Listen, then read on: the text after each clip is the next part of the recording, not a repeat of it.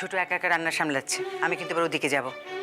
বড় ভাবি, কইতা আসছিলাম, এতদিন তো নিজেরা হাত পুরাইয়া খাইলেন, যদি অনুমতি দেন আইজ আমি রান্ধি। পাগল হয়ে গেছো আমি না? এতখানি পথ এসছো, আগে তুমি বিশ্রাম করো, তারপর দেখা যাবে। আইসা ভাবি, আনন্দ আমারে লইয়া বাইরাবে বইলে একা একা কোথায় চইলা গেল? আমারে তো নিল না। ঠাকুরপো তো গেছে ওই রান্না করবে যে ঠাকুর, তার সঙ্গে কথা বলতে দাদা।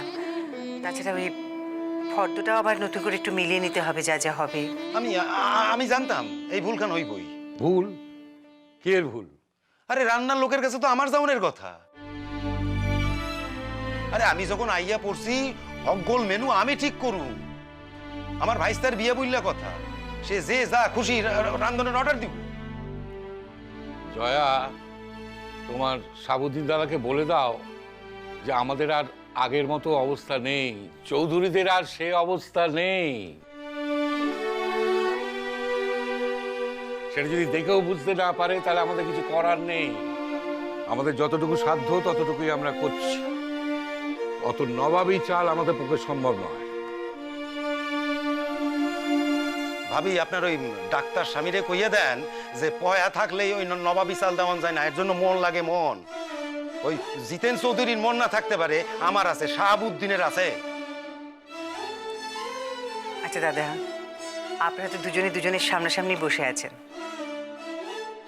আর তোমার যা বলার তুমি সামনাসামনি বলো না, আমাকে দিয়ে কেন বলাচ্ছ? দুজনে তো দুজনের কথা শুনতেই পাচ্ছ।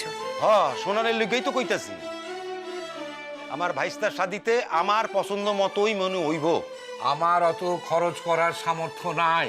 তোয়াক্কা করছে গে 1 টাকার, আমার নিজের সামর্থ্য আছে।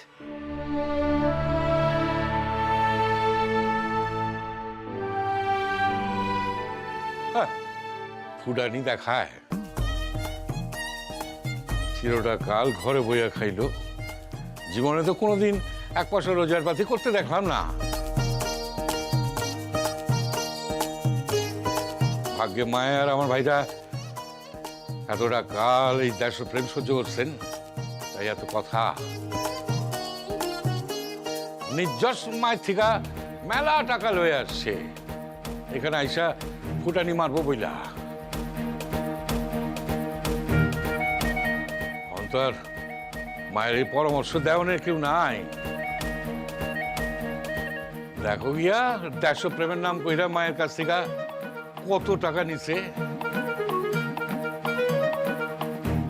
আর এই কয় বছরে কত গরিব মায়ের বিয়া দিছে।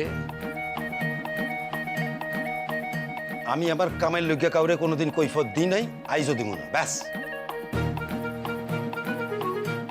শাহাবুদ্দিন সাহেব তো আসনের আগে একখান জমি বেচলেন,